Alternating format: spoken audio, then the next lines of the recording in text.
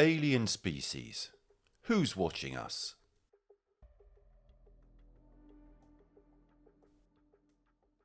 For several decades, men and women from all over the world would have come into contact with entities from other worlds, the so-called close encounters.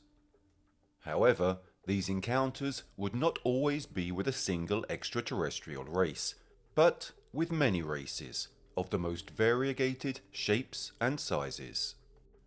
In our mass imagination, we are used to aliens being represented as skeletal beings with grey skin and a large oval head. These would be the so-called greys that entered into our imagination for the first time thanks to the alleged UFO crash in Roswell, New Mexico. Over the years, however, there have been many alleged contacts with different types of creatures or entities, many of which have been classified by ufologists.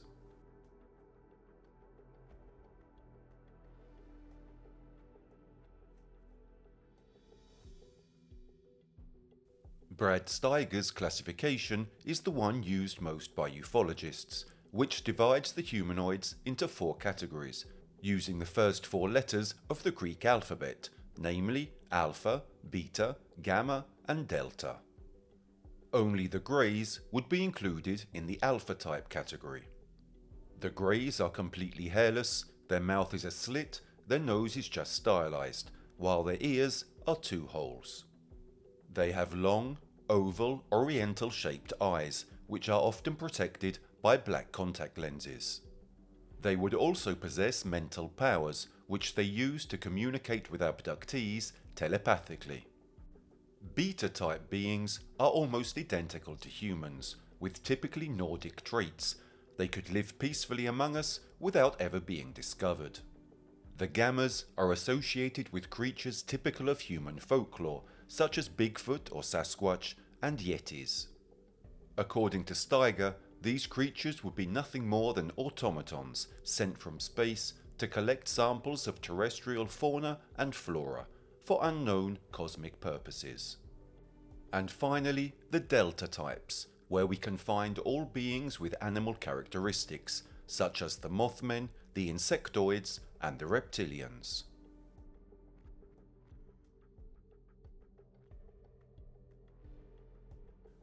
The first alien species we are going to talk about has been sighted only once, and therefore represents an isolated but no less fascinating case. At 7:15 p.m. on September the 12th, 1952, 2 brothers, Edward and Fred May, and their friend Tommy Hyer, were walking in the countryside just outside of Flatwoods, a town in Brixton County, West Virginia. Suddenly, the 3 boys looked up and saw a luminous object cross the sky, which then seemed to plummet into the land belonging to farmer G. Bailey Fisher. The 2 frightened brothers ran to tell their mother, Kathleen, what had happened. They told her they had seen a flying saucer crash to the ground. Mrs. May, curious, decided to check with her own eyes if her children were telling the truth or not. Kathleen, accompanied by Neil Nunley, Ronnie Shaver, her children and their friend Tommy, together with a West Virginia National Guardsman, 17-year-old Eugene Gene Lemon, headed to the Fisher farm to identify what the object the boys had seen was. When they reached the farm, the sun had already set, and Lemon's dog suddenly set off and ran for a few dozens of meters, barking into the dark, and then he ran in terror from the group moments later. After about half a mile, the 7 reached the top of the hill, where they reported seeing a pulsating fireball. In addition, there was a pungent mist in the air that made their eyes and noses burn.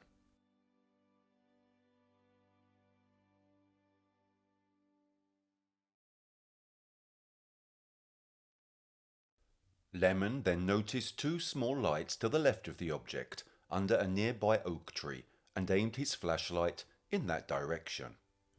The light revealed something that would mark their lives forever, namely a terrifying creature with an elongated head and large red eyes. As soon as it realized it was being watched, it emitted a sharp and sinister hiss, then began to move towards them at great speed.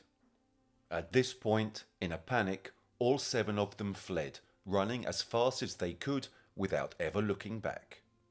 Returning safely home, Kathleen May contacted local sheriff Robert Carr and local newspaper co-owner A. Lee Stewart.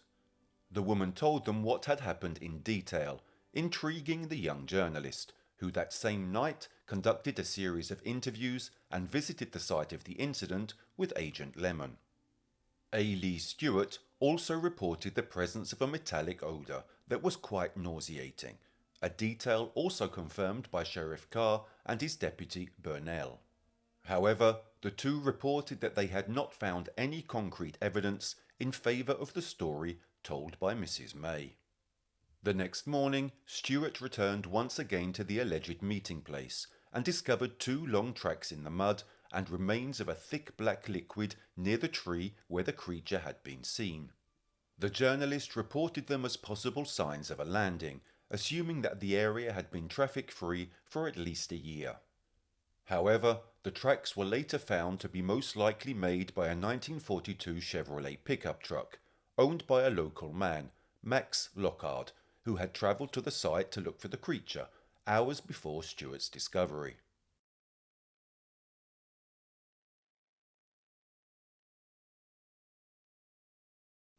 After the event, William and Donna Smith, associated with the Civilian Saucer Investigation Group, discovered other sightings by witnesses who reported having similar experiences. These included the story of a mother and her 21-year-old daughter, who claimed they had encountered a creature that looked and smelled the same a week before the September the 12th incident. The mother reported that her daughter was so frightened that she was forced to stay in Clarksburg Hospital for 3 weeks. They also reported the statement of Lemon's mother, who said that she felt her house shaking shortly after the incident and that her radio didn't work for 45 minutes. The local director of the Board of Education also claimed to have seen an unidentified flying object at 6:30 a.m. on September the 13th. After encountering the creature, some members of the September 12th group reported suffering very similar symptoms that persisted for some time, attributing them to being exposed to the mist emitted by the monster. The symptoms included irritation of the nose and a burning sensation of the throat, while Lemon suffered from vomiting and seizures throughout the night following the sighting, and had throat problems for the following weeks. One doctor reported the symptoms as similar to those caused by tear gas, symptoms that are also common in those suffering from hysteria due to a shocking and traumatic event. As for the creature's appearance, the descriptions of the alleged witnesses vary, but most agree that it was at least 7 feet tall, with a black body, a dark red face, and 2 large, bright red eyes. Some described the head as being elongated, resembling the shape of a diamond. Behind its head it had a kind of fairing, and it seemed to be wearing a dark pleated exoskeleton, later described as a kind of shadow. Its arms were long, as were its clawed fingers. All these, to say the least, chilling characteristics led it to being nicknamed the Flatwoods Monster, a true American legend.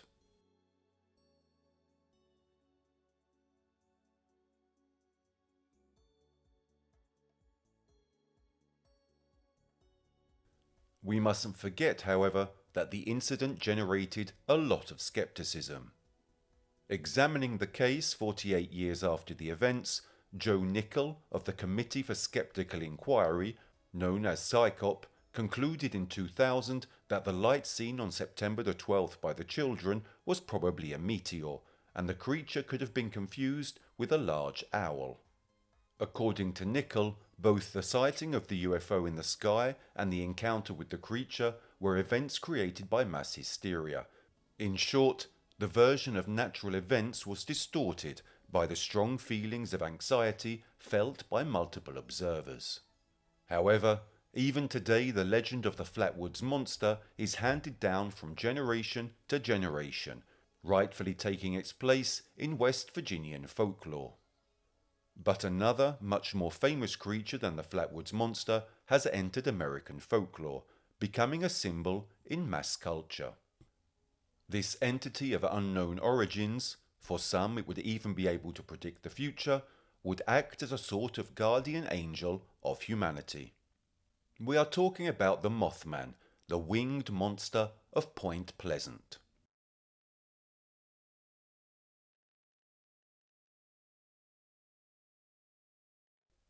Late at night on November the 15th, 1966, two young married couples, Roger and Linda Scarberry and Steve and Mary Mallette, drove by an abandoned Second World War explosives factory. The structure, known as Area TNT, was located a few miles from Point Pleasant, West Virginia. Suddenly they noticed two red lights in the dark inside an old building next to the factory generator. So they decided to stop the car to better see what it was. They got out of the vehicle and to their amazement they realized that the lights were bright red eyes belonging to a large animal similar in shape to a man but larger, about 6 or 7 feet in height, with large wings folded against its back. To the eyes of the four of them it looked like a giant bat. The four of them, terrified, immediately returned to their car and drove off at high speed down Highway 62. During the journey, to their terrible astonishment, they saw the creature once again, standing on a hill beside the road. The being was following them. The car was travelling at 90 miles per hour, but without any problem, the Mothman reached it and flew alongside it. It peered inside, observing the terrified faces of the four. Its huge eyes, as red as fire, remained fixed on the two young couples for a few moments, until, by now the car having reached the outskirts of town, the being flew away, camouflaging itself in the dark and disappearing into the night. Later, after informing the local authorities, Scarberry returned to the area, but no trace of the strange being was ever found. The story quickly spread throughout Point Pleasant, so the next night, November the 16th, some local citizens, equipped with guns and rifles, began looking for signs and traces of the creature in the area surrounding the old factory. But, as often happens, this unusual hunting trip brought no results. In fact, while the entire town focused its search in the old TNT area, Mr. and Mrs. Walmsley and Mrs. Marcella Bennett, with her daughter and son, set off by car to visit Mr. and Mrs. Thomas, their great friends. The Thomases lived in a bungalow at Igloo, an area filled with dome structures erected for the storage of explosives during the Second World War, near the same industrial area where the sighting had taken place the previous night. Arriving at their friend's home, the Walmsleys noticed a mysterious figure appear behind them. It was a large, greyish being with red eyes emitting light. It was intent on looking for something on the ground and was not interested in the people who were watching it nearby, paralysed in fear. Running inside the bungalow, Mr. Walmsley immediately telephoned the police. The Thomases turned off the lights and decided to hide, trying to make as little noise as possible. In total silence, the creature's eyes emanated a fiery red light, which illuminated the entire living room through the central window. Step by step, the being reached the porch of the house and peered inside, to then take off and disappear into the sky, as it had done the previous evening. When the police arrived, they made their report. The press wrote articles about the second sighting of the being that was then nicknamed Mothman, and from that moment on, the reports of close encounters increased exponentially. Later, on November the 24th, 4 county officers spotted a similar creature flying over the TNT area.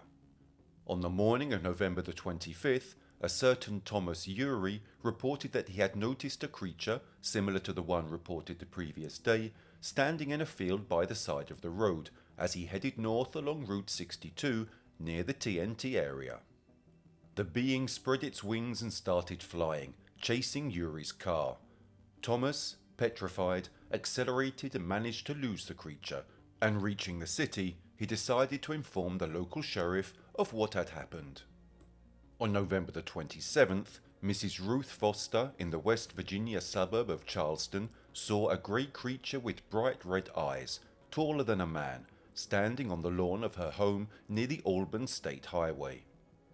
The being disappeared as soon as Mrs. Foster went out to get a better look. On the morning of the same day, a winged creature with a humanoid appearance pursued a young woman named Mason, also in West Virginia, while that night a similar being was seen near the Auburn State Highway by two children. Finally, a group of 5 men, intent on preparing a grave in a cemetery near Clendenin, also claimed to have seen a brown human figure with wings rising into the air from nearby trees. This particular sighting was dated November the 12th, thus becoming the first alleged sighting, but was not immediately reported, as the group of 5 gathered their courage to talk about the incident only after hearing the countless reports of sightings that had taken place in the area. The name Mothman was attributed to the creature following the first incident reported to the press, when a reporter from the local newspaper, in the title of his article, referred to the monster as the Mothman who terrorizes Point Pleasant. The creature has since become a protagonist of new American mythology.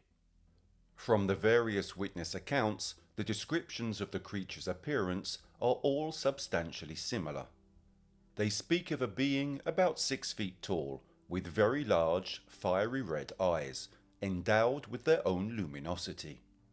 The humanoid being possessed human limbs. In fact, it was sighted several times in upright postures, and there were numerous descriptions that spoke of long arms with clawed hands.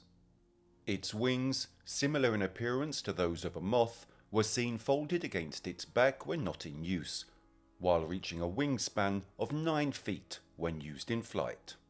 It was reported by several witnesses how the being flew keeping its wings rigid without beating them, a characteristic similar to the flight of birds of prey or owls, while the speed of the creature reached 90 miles per hour without too many problems. This was reported by several witnesses. As we have already seen, the Mothman was able to follow cars moving at high speed. And finally, the strangest detail of all, the sound that the creature emitted. In fact, according to some witnesses, the being emitted a metallic sound when it moved. In the course of 1 year, there were more than 100 sightings near Point Pleasant, but everything came to an abrupt end on December the 15th, 1967, when the town was hit by a tragic and unexpected event.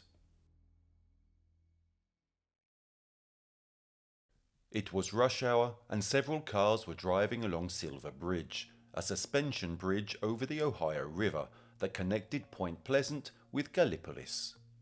Suddenly, a loud metallic thud rang out in the area, and the inhabitants of the two towns, petrified with fear, witnessed Silver Bridge writhe and finally break in two, collapsing into the river. 46 people died that day, guilty only of being in the wrong place at the wrong time. Subsequent investigation set up to shed light on the incident concluded that the collapse was caused by the defect of one of the eye bars, joined by relative bearings, of the load-bearing plates acting as tie rods, which differed by 0.1 inch in diameter due to corrosion, but it was also due to the poor management of the bridge itself, which was designed to carry lighter loads than those allowed. A not negligible fact was the use of poor quality materials in the building of the bridge, which already had residual stress, which over time compromised its resistance to stress corrosion cracking. In response to critics who said that the accident could have been avoided, the authorities concluded that in order to discover internal damage to the eye bar, a proper internal inspection analysis of the material in question should have been performed by disassembling it to find the crack, which, based on the technologies of the time, was not possible to do. This tragedy was later linked to the legend of Mothman, as the creature was allegedly seen several times, flying over the bridge during the previous months, and some witnesses even said they saw the creature resting on the towers of the Silver Bridge during the night. These stories led to the idea that the Mothman was a harbinger of doom, a messenger trying to warn of impending disaster, or simply an observer of human events. A version of the facts was made popular by the journalist and ufologist John A. Keel, who in 1975 wrote The Mothman Prophecies, where he collected his research on Point Pleasant sightings, also linking them to a wider model of phenomena concerning UFOs, flying men, men in black, Native American thunderbirds, the bird-like Garudas of Buddhist and Hindu tradition, and even ghosts. Keel hypothesized that the Mothman was an ultra-terrestrial, that is, a being not from outer space, but from a reality slightly out of alignment with our own. But that of the Flatwoods Monster and the Mothman were not the only evidence of ultra-terrestrial or extraterrestrial activity in the West Virginia area.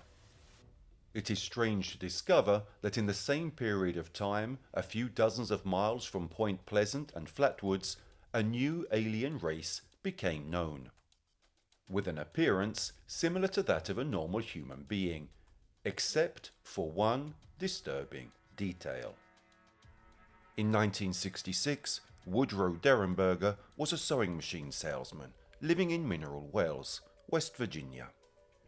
One November night, Derenberger was returning home from a business trip to Marietta, Ohio. On the road, he saw lights in the distance, and thinking it was a police car, he decided to stop. But he soon discovers that those lights belonged to an unusually shaped craft, which Derenberger would later describe as an old-fashioned kerosene lamp chimney, flared at both ends, narrowing to a small neck and then widening with a large bulge in the center. From inside the craft, a man emerged through a hatch. He had slightly elongated eyes, with slicked back dark brown hair and deeply tanned skin. He wore reflective blue clothes, and his face was twisted into a wide grin. He was smiling, but in a way that was impossible for any human. The opening of his mouth was almost ear to ear. An exceptional meeting that Woodrow told of in an interview with Ronald Maines at a local TV station. These are his words. He looked perfectly natural and normal as any human being. His face looked like he had a good tan, a deep suntan. He was not too dark, but it was just like he had been out in the sun a lot and had a good tan. His hair was combed straight back, and it was dark brown, and he seemed to have a good thick head of hair. His eyebrows, his face, his features were very normal. I don't believe that he looked any different from any other man that you would meet on the street. But one thing was really unusual. He had a big smile and kept his arms crossed with his hands under his armpits. And though he spoke to me, his smile never wavered.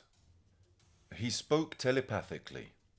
He asked me to roll down the window on the right side of my truck, and I did as he asked.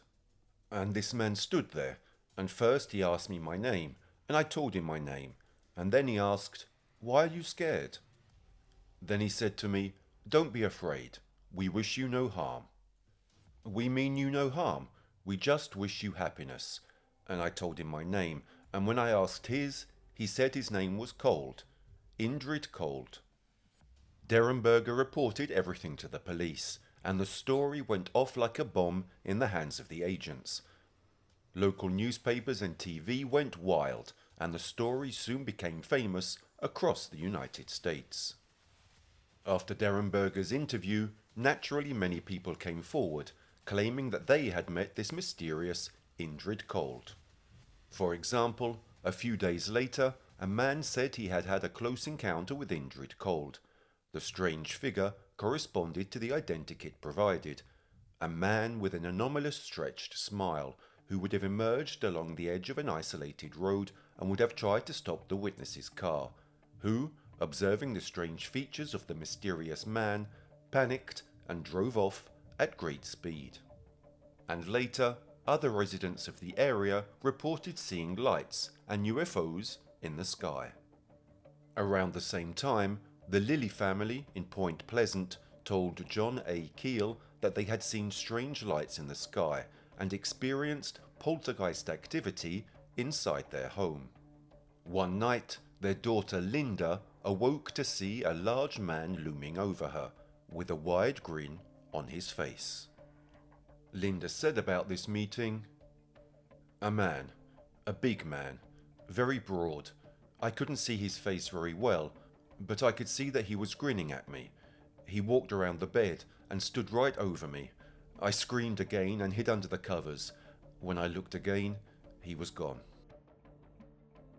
Thus the legend of the grinning man was born, fueled by the fact that Cold's visits to Derenberger continued over the months, even involving family members who said they had met Indrid Cold several times during the winter of 1967. Cold was an entity or being that, according to their accounts, would be peaceful, polite, and genuinely interested in their lives. But the excessive media exposure due to the case did not bring anything good to the family. In fact, for years they received harassing phone calls from anonymous people who discredited their story, and over time they were accused of having invented the whole story to become rich and famous. Woodrow also suffered a nervous breakdown, went into psychiatric treatment, and although the doctors ascertained his good mental health, his obsession with the figure of Cold became too stressful, and finally his wife decided to divorce him. Woodrow Derenberger isolated himself from his loved ones and later left West Virginia to try to build another life. He only returned to the Mineral Wells area in 1990 at the age of 74. After more than 20 years, he never retracted his testimony. Brian Dunning, author of Skeptoid magazine, analysing the story, limited himself to saying that it's difficult to tell if it really happened, but it's clear that Derenberger gained nothing from coming forward. His obsession with it cost him his job and his wife. In the field of extraterrestrial creatures, the next type entered common imagination just 30 years ago, thanks to the studies carried out by a small group of ufologists. In fact, they argue that in some cases of close encounters or alien abductions, the beings would have an appearance similar to that of insects, in most cases that of mantises, that would vary in size and height. In the classification of alien races elaborated by the ufologist Brad Steiger, the insectoids would belong to the so-called Delta type. Before the 1990s, the only alien insectoid generally cited by ufologists was the Mothman. However, over the years, other types of insectoids have also entered ufological literature. It all began in 1992, during a conference on alleged alien abductions held at MIT, where the psychologist Brian Thompson, a researcher on the phenomenon of alien abductions, told the story of a little girl who in 1957, after the sighting of a UFO in the skies of Cincinnati, saw an alien about 10 inches tall, roaming the countryside, and though it was bipedal, it had a face similar to that of a mantis. Later, the psychiatrist Carla Turner, also a researcher on the phenomenon of alien abductions, in her book Into the Fringe, reported the case of a man called David, who during a session of regressive hypnosis remembered being abducted by aliens similar to mantises. But the greatest scholar of these peculiar cases of close encounters is undoubtedly the journalist and writer Linda Moulton Howe, who in the book Glimpses of Other Realities reported some alleged encounters with insectoid aliens looking like large anthropomorphic mantises. The two most famous cases feature Linda Porter and David Huggins as protagonists, who reported to Howe that they had been abducted by alien insectoids when they were children, and that they only remembered the abduction in 1988, following regressive hypnosis sessions. Although fewer in number, encounters with alleged insectoid aliens have also been reported outside the United States of America, many of which occurred in Canada, where the abductees in question just like their US counterparts, speak of mantis-like or grasshopper-like aliens. Over time, various ideas and assumptions about this alleged type of aliens have developed in the context of conspiracy theories, which are often reported without precise sources to support them. An example is provided by Riley Martic, who in the book The Coming of Tan stated that in a spaceship in orbit around Saturn there would be representatives of 7 alien races, including a race of insectoids, the so-called Screed. Through regressive hypnosis sessions, several abductees by this particular alien race spoke in depth about their civilization, describing in detail their history and their planet of origin. The mantis race would be a type of insectoid that lives on a semi-arid planet, similar to a terrestrial desert. It is thought that this race comes from the constellation of Scorpio or from that of Virgo, while the planet where they live would be mostly flat and with few noteworthy mountain ranges. There are also some particular forms of plant life, but they are very sporadic and survive thanks to the alkaline soil, in which there is a lot of salinity. Apparently, in ancient times, the planet was covered in water, which slowly dried up due to the intense activity of the sun, which is why mantises do not need much water to survive. Instead, they need salt, which they find in enormous quantities all over the planet. Their sun, almost a third larger than ours, allowed their planet a consistent development, so much so that it was covered almost entirely with salt water, contained in vast oceans. Following the instability of the star, the planet overheated, creating a greenhouse effect similar to what is thought to have occurred on Venus, but allowing the planet to remain warm enough for the survival of life forms. Most of the water evaporated, creating vast deposits of salt. The rest was instead absorbed by the ground. One of the few forms of life that survived is that of the mantis. Once aquatic beings, they then evolved into terrestrials, with a sort of biological cycle extended over millions of years, similar to that which occurs on a smaller scale with mosquitoes, between their larval passage in water until complete maturation in the air. Their civilization developed over millions of years, and according to the contactees, today there are 3 different types of mantises. The first, the most common and well known, with a green skin, a second with brown skin, and finally the third, which is at the top of the hierarchy of power, that of the white mantises. The shortest mantises measure 2 meters in height, in rare cases even less. The tallest can even reach 20 feet in height, therefore their average height measures between 10 and 12 feet. They don't have real cities in which they live, rather an underground network of tunnels. The tunnels and agglomerations are dug into the sandy soil and deeper into the rock, and they are similar to anthills, but obviously gigantic and on an almost planetary scale. They extend beneath almost the entire planet, connecting different, let's call them, colonies. Obviously, these are only theories and stories that do not involve any tangible proof of the existence of an extraterrestrial civilization. In fact, according to some proponents of the psychosocial hypothesis of UFOs, the phenomenon of insectoid aliens would be explained by the influence of cultural factors, above all related to pop culture and the boom of the sci-fi genre in the 1950s. For example, the psychologist Martin Kottmeyer pointed out that giant mantises were the protagonists of films such as The Deadly Mantis in 1957 and Son of Godzilla in 1968. An alien mantis named Zorak instead appeared in the well-known children's show Space Ghost, broadcast in 1966 in the United States. Grasshopper-shaped aliens appeared in the film Quatermass and the Pit, based on the 1958 television series of the same name. Before the insectoids entered the scene, a theory made its way into ufology that saw as its protagonists beings with physical characteristics similar to that of another animal form present on planet Earth. In fact, in relation to stories of UFO sightings and close encounters, it has been claimed in several cases that the aliens took the form of humanoid reptiles. In the classification of extraterrestrial races, they too, like mantises, belong to the so-called Delta type.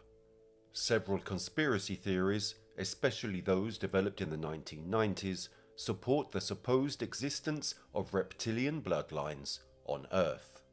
According to these theories, the aliens are supposed to come from the Draco constellation, while John Rhodes, in his opinion, maintains that humanoid reptiles descend from dinosaurs, and in support of his study he cites Dale Russell's theory, which explains how some species of dinosaurs had survived the meteorite that crashed in the Yucatan, finding shelter inside enormous caves, such as Hang Son Doong, the largest cave known to man and discovered just 30 years ago in Vietnam. The cave is so large that it can contain an entire New York City block inside, and although it is only 490 feet wide, it is 5.6 miles long and 660 feet high. Inside there is a functioning ecosystem, complete with meteorological events, such as the formation of clouds and rainfall.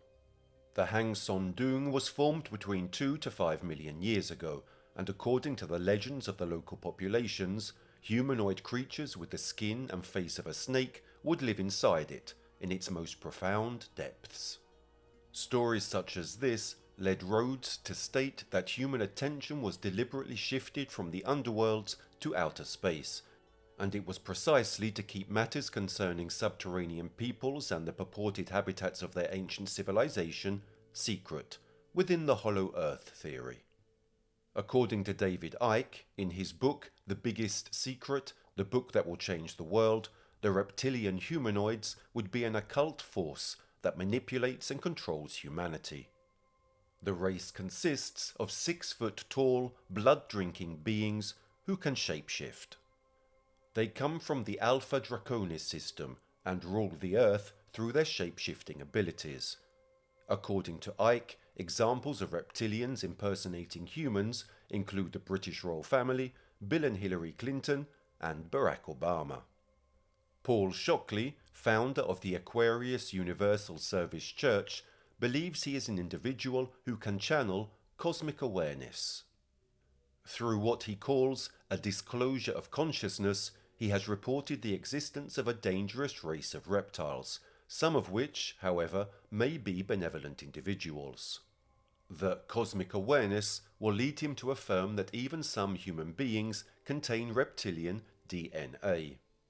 But the first witness in history who reported the alleged existence of reptilians was Herbert Schirmer, who told for the first time of a reptilian extraterrestrial being. He claimed to having been abducted by humanoids with reptilian skin and faces. Ashland, Nebraska, December the 3rd, 1967. At 2:30 a.m., police officer Herbert Schirmer was driving on Highway 6, intent on his patrol, when he saw some reddish lights on Highway 63 in the distance. Assuming it could be a truck that had stopped due to a technical failure, he decided to approach. As he approached it, he illuminated the object with his headlights. Herbert immediately realized that it was not a truck at all, but rather a metal-surfaced, disc-shaped craft hovering about 10 feet above the road. The disc swayed slightly from left to right and emitted reddish lights from what Schirmer described as portholes. Amazed and at the same time worried, the agent didn't feel like getting out of his vehicle, so consequently he limited himself to watching the disc, which, after a few moments, began to slowly gain altitude, while from some nozzles placed under its hull, copious flames were expelled. The aircraft began to emit an annoying sound similar to a police siren, and after passing over Schirmer's car, it disappeared from his sight, reaching surprising speed in an instant. Still in disbelief, Schirmer grabbed a flashlight, got out of the car, and went to the spot where he had seen the UFO. The asphalt did not appear to show any type of alteration, nor were there any other signs that could provide further confirmation in relation to the presence of the disc. He therefore decided to go back to the station, where he wrote these exact words in his report. Saw a flying saucer at the junction of Highways 6 and 63. Believe it or not. At this point, Shermer realized that it was already 3 in the morning, and this was a great surprise to him, given that the sighting seemed to him to have lasted no more than 10 minutes, and the time to return to the station could absolutely not have been more than 20 minutes. However, given his tiredness, Shermer went home to go to sleep, but when he woke up, he found he had a slight headache, which, as the hours went by, increased more and more. In addition to this annoying headache, Shermer claimed to hear a strange buzzing, and furthermore, he realized that he had an inexplicable red mark on his neck, just below his ear. The same day, the director of the county police, Bill Vlaskin, went to the place indicated by Shermer, where he found a small piece of metal, which subsequent analysis revealed to be composed of iron and silicon. However, no one was able to establish what the object was. In those years, the Condon Committee, created in 1966 by the Air Force Scientific Advisory Board and directed by the famous physicist Edward Condon, was investigating the UFO phenomenon at the University of Boulder, Colorado. Some of its members heard of Shermer's sighting and subsequent physical problems, so they contacted him and suggested that he undergo regressive hypnosis to try to bring out aspects of the experience that had been repressed or which he was not aware of. Shermer accepted, and on February 13, 1968, a session of regressive hypnosis was performed under the supervision of the famous psychologist and researcher Leo Sprinkle of the University of Wyoming. During hypnosis, Shermer said he saw lights in the distance and approached them, thinking it was a broken down truck. According to what was narrated to Dr. Sprinkle, in fact, Shermer would have tried to contact the sheriff as soon as he became aware of the anomalous nature of the object in the road, but the radio stopped working, as if the aircraft itself had interfered with its functioning. However, it is what follows that turns out to be totally different from what Shermer was aware of in a conscious state. In fact, still under hypnosis, Shermer said that 2 humanoid beings descended from the aircraft and approached his car.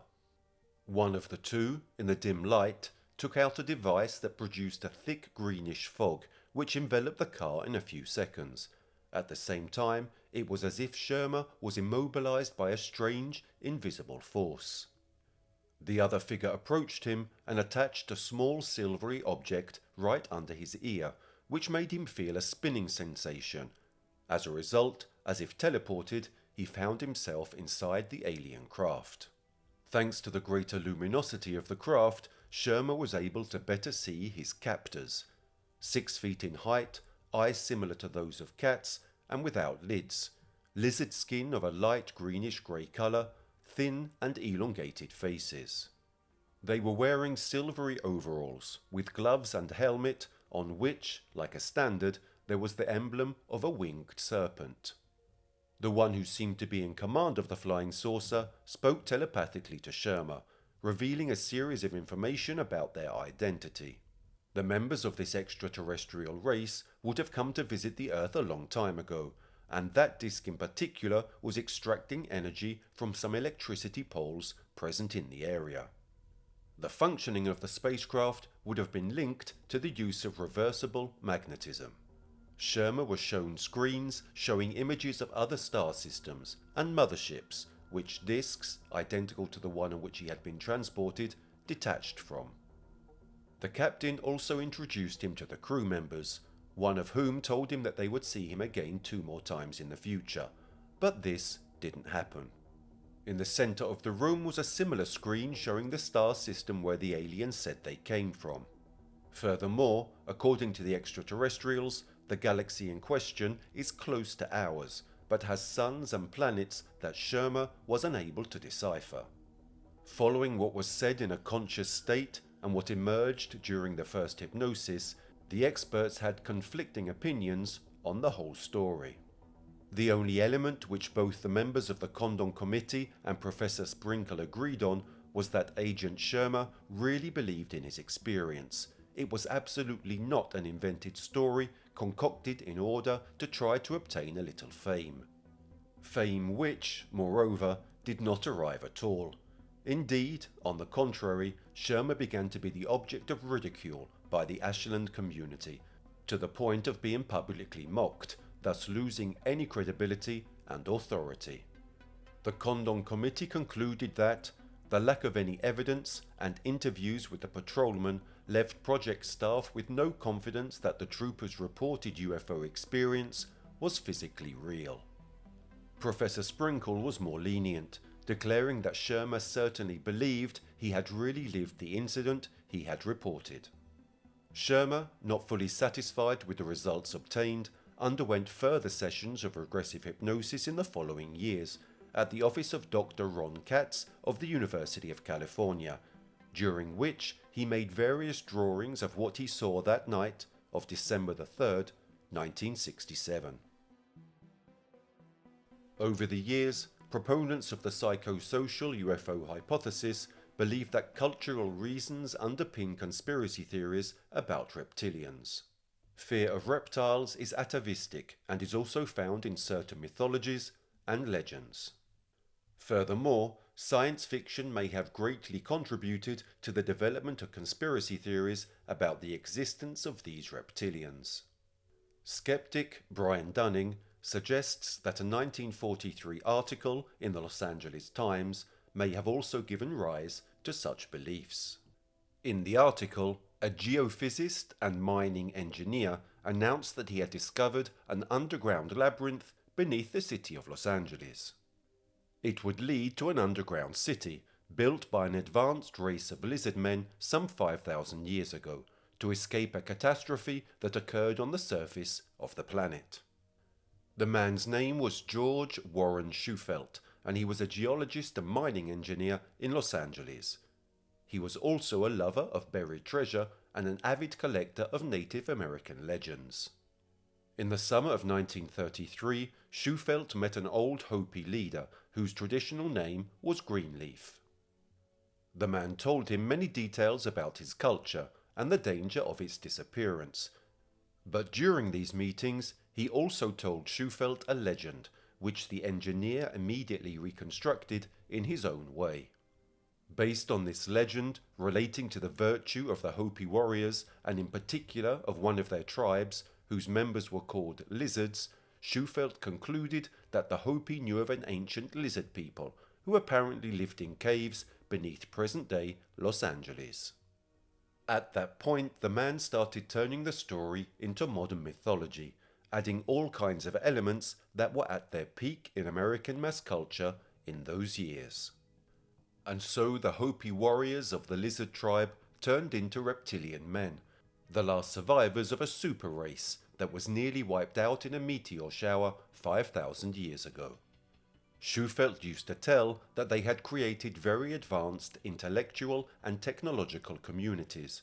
Moreover, they possessed chemicals that could quickly dig huge underground tunnels where for thousands of years they managed to survive and hide from us human beings. Shufelt stated that there are 285 tunnels and a series of huge caverns under Los Angeles, each inhabited by 1,000 families of lizards. He also asserted that there were many treasures in the tunnels, a real reptilian El Dorado to be claimed, as, always according to his stories, all the reptilian inhabitants of the underground caverns had become extinct due to the deadly gases that penetrated the Earth's cavities. However, although Shufelt tried for years to obtain funds to excavate underground in search of the lost treasure of the Reptilians, no investor came forward, and with the outbreak of World War II, the story of the reptilian civilization in the underground of Los Angeles ended up in oblivion. Even if, over time, thanks to this story, the archetype of the Reptilians was fixed in our collective imagination. The Nordic or Pleiadian aliens, from their presumed origin in the Pleiades, are together with the Greys and the Reptilians among the most widespread populations in the ufological world. Close encounters with these entities have been reported mainly in Europe, especially in the north of the continent and in the United Kingdom. They would have humanoid shape and characteristics, so as to be indistinguishable from humans themselves.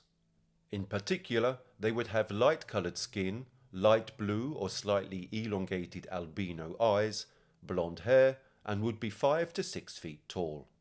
Thanks to their particular physical characteristics, many say that in the past these creatures would have been mistaken for divine entities, entering the collective imagination in various forms, including as angels and divine messengers. According to several contactees, in the Pleiades cluster there are about 50 star systems inhabited and colonized by the Pleiadians, who are mainly divided into two large lineages. The first lineage has a classic Nordic appearance.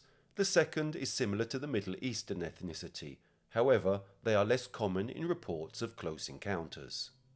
These beings would always be positive and bearers of peace, as well as protection against other malevolent aliens, such as the Greys and the Reptilians. The hypothesis of the existence of this type of alien was first advanced in the 1950s by the ufologist and alleged contactee George Adamski. Adamski claimed to have encountered these creatures numerous times in Arizona starting from November 20th, 1952, and to have known that these aliens would live hidden among humans, blending in with Northern European populations. Adamski's contact would have been called Orthon, and according to him would have been of Venusian origin, not Pleiadian. Also, in the late 1950s, the English contactee Cynthia Appleton also claimed that the father of her son Matthew would have been an alien from Venus. While the first real testimony relating to a Nordic who arrived on Earth from the Pleiades is thanks to the Swiss ufologist Billy Mayer, who claimed to have had, at the end of the 70s, some contacts with female exponents of this alien ethnic group. One in particular, called Semjaze, would have revealed to him that they originated from the Pleiades, more specifically from the constellation of Taurus. The discordant stories relating to the origin of this civilization led several ufologists to theorize that this population would have originated on Venus, from orbiting stations, or from the planet itself, but before its ecological destruction, when it was still habitable. While according to some ufological currents, it would be the descendants of alleged ancient astronauts who would have colonized remote planets. And finally, there are those who speak of an alleged Planet X within our solar system. In this vein, we can find the research of Zechariah Sitchin, a Russian assyriologist, who claims to have found references to our progenitor alien ethnic group in the Sumerian tablets.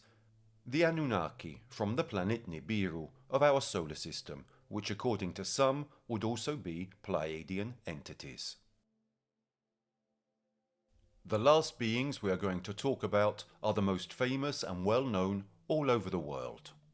The so-called Greys, also known as Zeta, Gizeh or Reticulani, based on their star system of origin, Zeta Reticuli. They are the type of intelligent extraterrestrial life that appears most frequently in reports of close encounters, and particularly in reports of abduction. In the Steiner classification, they would correspond to alpha-type aliens.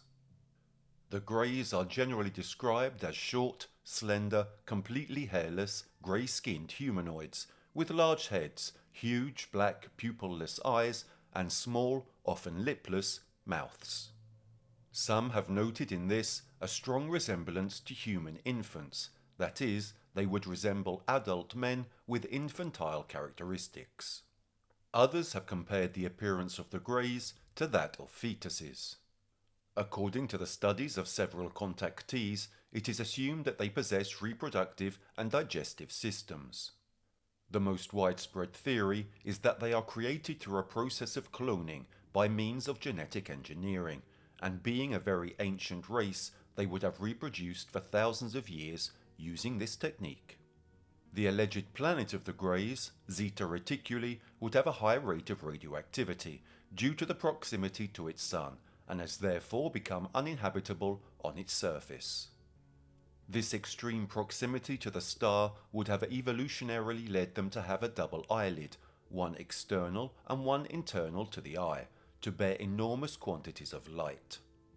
The ultimate goal of the Greys on Earth would be to genetically find cures for the diseases that ravage Zeta Reticuli, and from which the Greys are seriously affected. According to conspiracy theories based on revelations made by alleged former insiders such as Bill Cooper, John Lear and Philip Schneider, in February 1954 the USA established contact with a race of aliens, called Greys, who landed at Muroc Airfield, now renamed Edwards Air Base, and they would have met with President Eisenhower. Later, members of the American government decided to enter into a treaty with these alien entities. This treaty was called the Greada Treaty, which basically originated the agreement that aliens could take some livestock and test their implant techniques on some humans. In return, the human guinea pigs would not have developed any memory of what happened to them, and the aliens would have provided a list of all the people taken to the secret government office called Majestic 12. In addition to this, the Greys would provide the United States with advanced technology that would aid its scientific development, thus making the nation a true superpower. It was finally agreed that underground bases would be built that the aliens could use for their own ends, and that in 2 of these bases there would be an exchange of scientific information between the Greys and the US government. The first case of alien abduction involving the Greys was that of Mr. and Mrs. Hill. On the night of September the 19th, 1961, the young couple, originally from Portsmouth, New Hampshire, were driving along the state road in the White Mountains when suddenly their car was enveloped in a blinding light. A few moments passed and the light that enveloped them went out. There was a blackout in the minds of the protagonists. It was 10 in the evening when the car set off again. The tension between the two was skyrocketing, and Barney wanted to leave that narrow and isolated mountain road as soon as possible. Returning home at dawn, the two immediately realized that the time elapsed was too much for a journey that would normally last 2 hours. Over the next few days, they suffered severe migraines, and after about 10 days, Betty was the victim of frightening nightmares. She dreamt of being subjected to surgical examinations inside a room by doctors with grotesque somatic traits different from human ones. The couple then decided to undergo regressive hypnosis, and their memories began to resurface from their minds. A light from the sky, a flying saucer, strange grey-skinned beings, and invasive medical tests with science fiction type equipment. These details form part of the account that Barney and Betty gave of that night. After several sessions of regressive hypnosis, Betty managed to identify a clear identikit of their captors, and thus for the first time the world became aware of the Greys. Harvard Medical School professor John Edward Mack says many of his abduction patients have had close encounters with Grey-like aliens. In his books Abduction and Passport to the Cosmos, he describes their experiences, claiming that such contacts spiritually transformed his patients by momentarily elevating them to a higher level of consciousness. Neurologist Stephen Novella, supporter of the psychosocial UFO hypothesis, believes that the Greys are a product of the human imagination, and that their somatic features, while not human, represent what modern humans psychologically associate with intelligence. The Greys are also the extraterrestrials described in the aforementioned 1987 novel Communion by Whitley Strieber, in which the author narrates alleged alien abduction experiences in the first person. However, the writer claims that the Greys are not real extraterrestrials. Stryber has formulated several unusual hypotheses regarding their origin, such as that the Greys are nothing more than physical manifestations of the human subconscious. Occultist Aleister Crowley claimed to have made contact with beings referred to as Enochian angels, which according to some ufologists show similarities to the Greys. Some supporters of the Hollow Earth theory believe that Greys live in a continent located under the Earth's surface, and that their physical appearance, eyes and skin colour is indicative of a biological evolution that took place in an environment with little light. Another theory is that they are time travellers. In practice, the Greys would be human beings of the future who went back in time with UFOs that would be their time machines, and their bodies have evolved with the passing of the centuries. The Greys have also appeared in the so-called alien autopsies, which caused a sensation in the 90s by appearing on all the major television networks worldwide. The first and best known of these autopsy recordings was the so-called Santilli film, which documentary filmmaker Ray Santilli claimed to have purchased from a former military cameraman. The film should have been an original from 1947, relating to the famous UFO incident in Roswell, New Mexico. But it was immediately branded as a fake, both by members of the UFO community and by many experts in various sectors who detected inconsistencies and anachronisms in objects present in the scene. Obviously, many ufologists claim that those who claim the video is fake were paid by Majestic 12, according to standard debunking procedure. Yet another turning point in the case occurred in April 2006, when John Humphreys, creator of the Max Headroom series, claimed to be the creator of the puppets used in the film, calling it all a joke, or even a scam, given the large sums earned from the sale of the film to TV stations all over the world. John even revealed that he also appeared in the video in the role of the surgeon.